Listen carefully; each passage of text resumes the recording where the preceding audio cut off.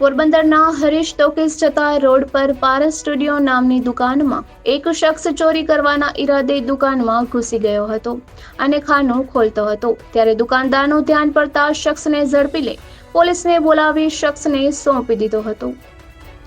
પોરબંદરમાં હરીશ ટોકીઝ જતા રોડ પર પારસ સ્ટુડિયો નામની દુકાનમાં સાંજના સમયે એક શખ્સ ચોરી કરવાનો પ્રયાસ કરતો હોવાનું દુકાનદારે જણાવ્યું હતું।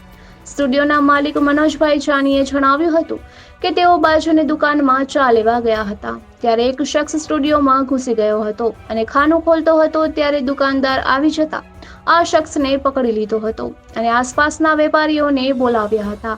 બાદ 100 નંબરમાં ફોન કરી પોલીસને બોલાવી હતી।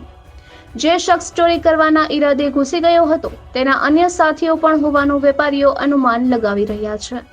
પોલીસ આવતા આ શખ્સને પોલીસના હવાલે કરી દેવામાં આવ્યો છે। બનાવ બનતા લોકોના ટોળા એકત્ર થયા હતા અને રસ્તા પર ટ્રાફિક જામ થયો હતો। ચોરીનો પ્રયાસ કરનાર શખ્સ ચોપાટી ફૂટપાથ પર રહેતો હોવાનું તેણે જણાવ્યું હતું। બનાવ બન્યો તે સમયે પસાર થતા અમિતભાઈ ખોડા નામના સામાજિક કાર્યકર અને અન્ય સ્થાનિકોની જાગૃતિને કારણે તસ્કરને ચોરી કરતા રંગે હાથે ઝડપી લેવામાં સફળતા મળી હતી। નિપુલ પોપટ, પોરબંદર ટાઈમ્સ।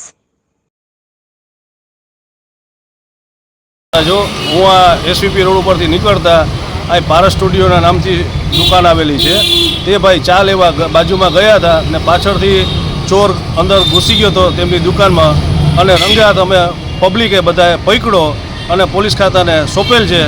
એ પછી પોલીસ ખાતા જે કાર્યવાહી કરે એ અમે માન્ય રાખી ને પોલીસને સોંપેલ છે।